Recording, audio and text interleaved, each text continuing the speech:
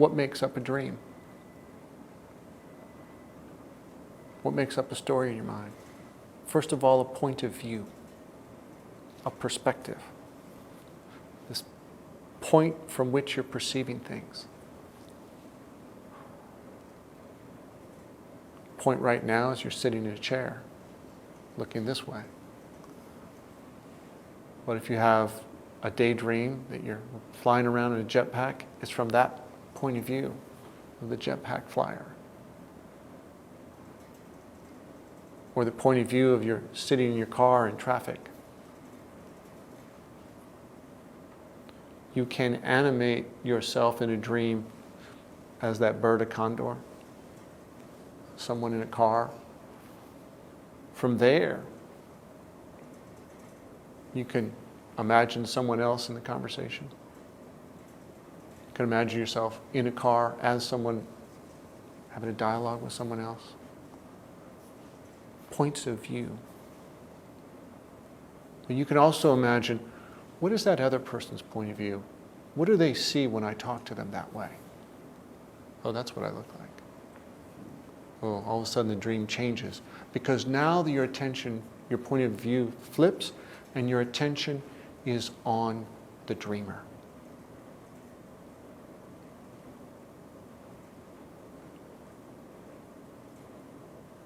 And this is a second element of a dream, is where is your attention? Because you can just take that point of view and put it in to a witness-observer point of view. Say, what is that dreamer in the car saying all that stuff about traffic? What is that dreamer in the car making up this story of a conversation that isn't even real yet because you haven't got to the meeting yet? Okay? Or the ex, or the current relationship. Who is that dreamer? And when you put your attention on the dreamer, your point of view changes.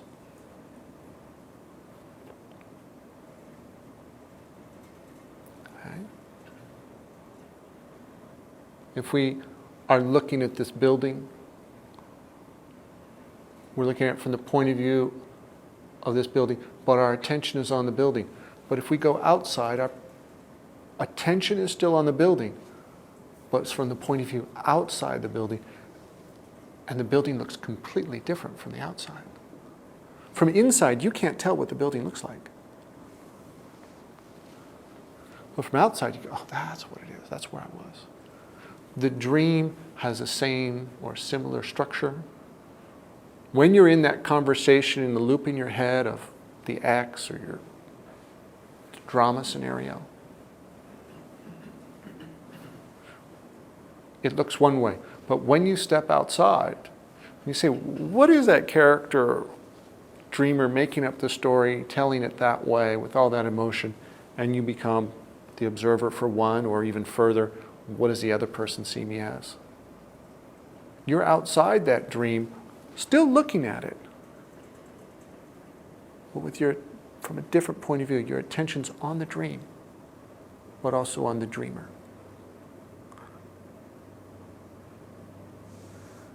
This causes something interesting to happen. We call it self-reflection or self-awareness. And in that moment that you do that, the dream itself is modified. It changes. It changes. Why? Because A, you're not in it anymore, keeping it going. That's one reason. But with your attention on it also.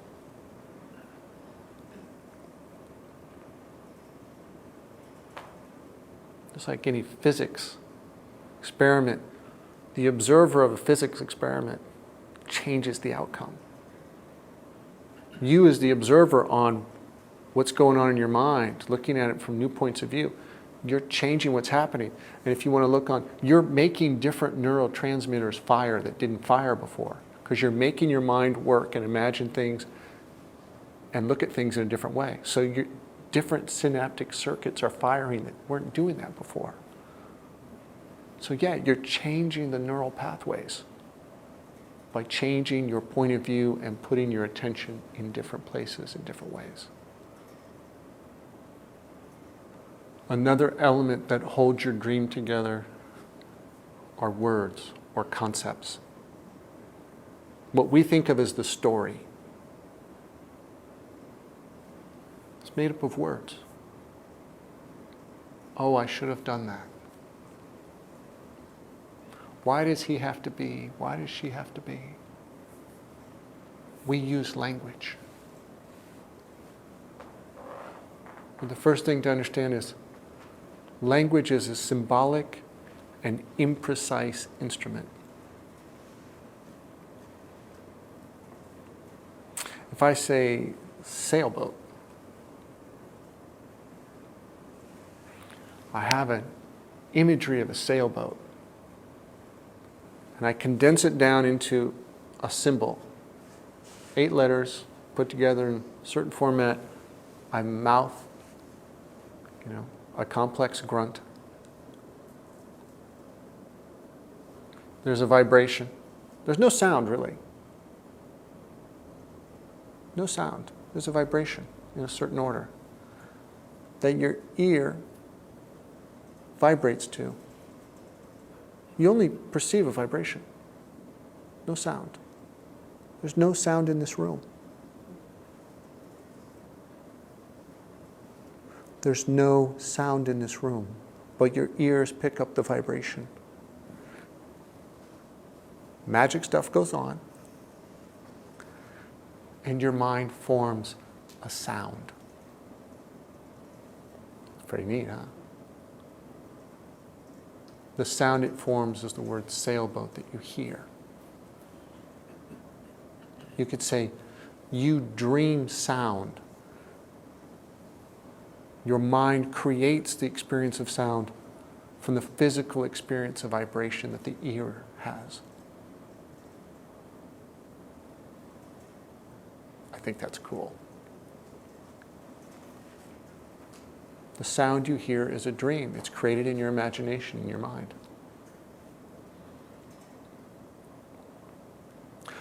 And then, from past experiences, because you have by repetition learned what certain words mean, you form an imagery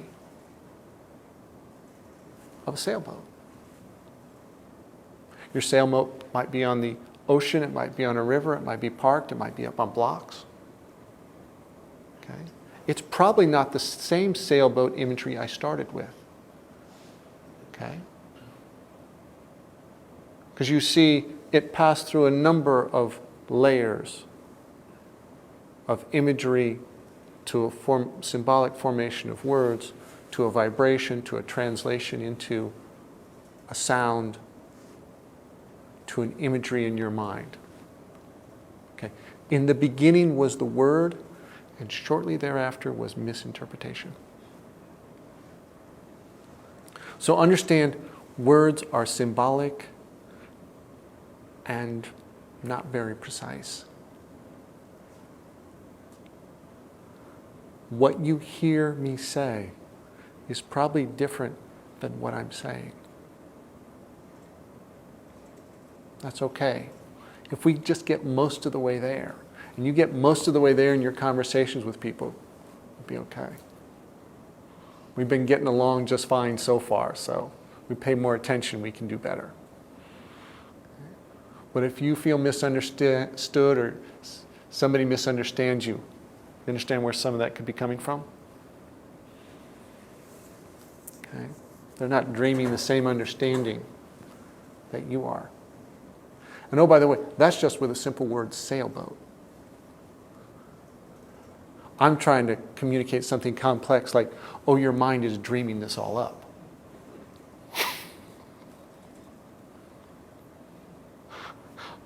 I'm sharing what may be a completely different paradigm about how you experience life and what reality is and isn't. And I've got to do it with this crude vehicle called words. Are you going to wear that? Has complex subtexts with a whole other array of meanings.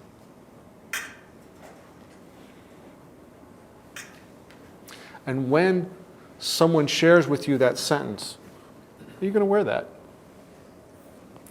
they're sharing with you more than just those words and that story. They're sharing with you, that's a really bad outfit, it's not appropriate for this circumstance, I think you should change it. But I don't want to hurt your feelings, and I'm afraid you're going to be offended at me, so I'm doing it in this covert, asking a question way.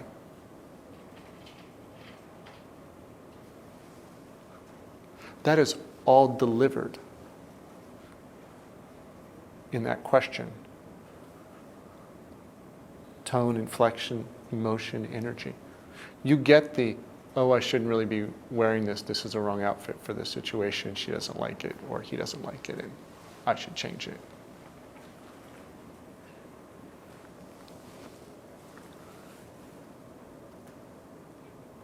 That comes as a package contained within that question. And when someone says to you, are you going to wear that? You get more than the question. You get the whole package of meanings. You get the whole dream of their meaning, or the meaning of their dream. Okay? And when you say a little phrase like, oh, I shouldn't have done that, you get more than just, oh, well, that didn't work out. No, you get the rest of the subtext and implied meanings of, that was really bad of me, I should have known better, I should have done different, I really failed, I screwed up, I'm such a jerk, I'm such an idiot, I'll never accomplish anything. Package. Oh, what you said to yourself in the thought was, I shouldn't have done that. But here's this monster of associations and subtext of a message you just delivered to yourself. And oh, by the way, packaged with a whole lot of emotion. The part of the dream that you notice that's happening internally in your internal dialogue with that word, I shouldn't have done that, is a few words. But the size of that dream and the size of the emotion could be huge.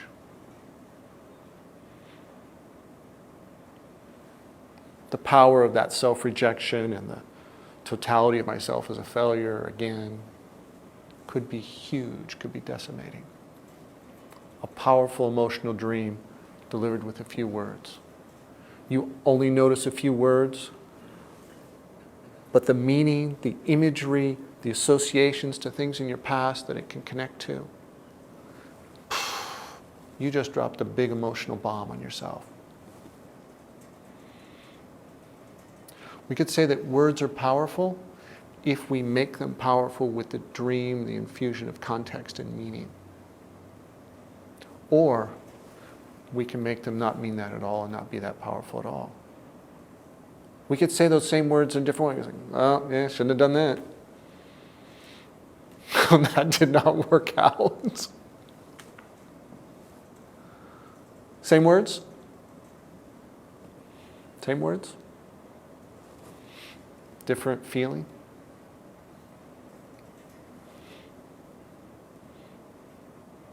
You can package a completely different dream within the same words. Let me say that again. You can package a completely different dream, a different experience within the same words. You can package that and it will change the way that you talk to yourself and the way you feel. When you deliver a different dream in your internal dialogue that way, it will deliver a completely different experience and dream to someone else when you change what the message is of those words. So how conscious are you of the emotion, the tone, the attitude, the whole dream that you convey to yourself in your internal dialogue of thoughts? And would it matter to you in how you experience your life if you changed it? If you changed the emotionally package with all those words. And if you changed the way you expressed to other people and delivered in a different emotional way, some of the same words, would they respond differently? This might seem like a very small thing to change the emotional dream in one thing that you say. And yes, it's a very small thing, but think of how many thoughts you say every day and how many things you converse and say to other people every day. You'll have tens of thousands of thoughts a day. If you change the dream that you're messaging yourself with each of those thoughts, your experience changes for the whole day. People will see you're delivering something completely different when you communicate with them.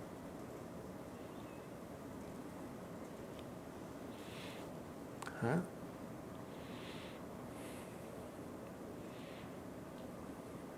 So we are dreaming in our conversation, in our internal dialogue, whole dreams. And the words themselves, they're just a little wrapper on the outside. They're just a wrapper on the outside. You can have this beautiful euphoric experience with those words, laughing at yourself, or you can have this nightmare failure of a miserable human being experience with those same words. Whether it's, oh, I shouldn't have done that, or I shouldn't have done that. Okay. The realization's the same.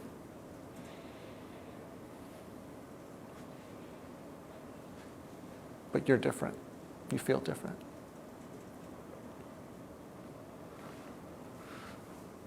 Point of view, attention. The words that is the wrapper. Then there's the whole dream with the subtext messaging. The context. It's really being said. Tone, attitude, emotion.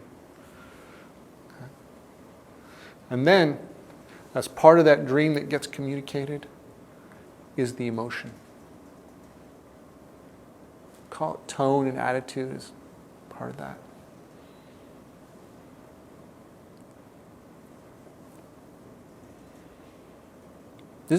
These are the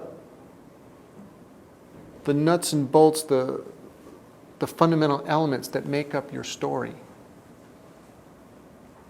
or stories that make up the dream of your life, the way you experience your life.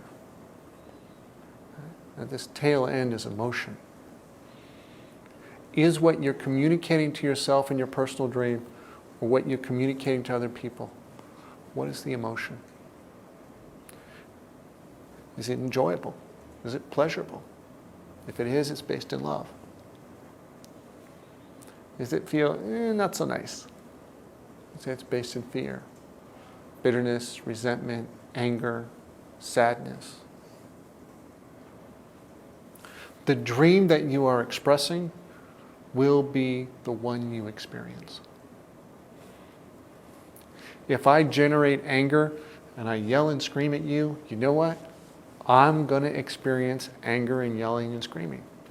I'm going to have an unpleasant experience because I'm creating this dream and I experience it because I create it and I express it. Hey, if I just create it but I don't say anything, I'm still experiencing it inside. It's not as bad, not as bad an experience because I stopped it right here. It only got this big.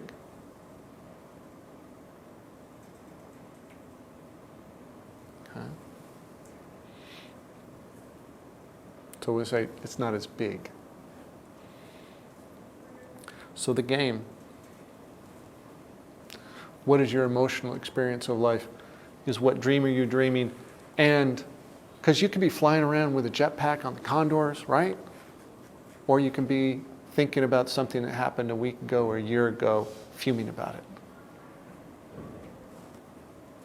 And if you're creating that because you're in that point of view of that dreamer, where you are in the imagination, with your attention in a certain way, expressing a certain thing with words and language and emotion, you're going to experience that dream you create and express, whether it's just to yourself or to someone else.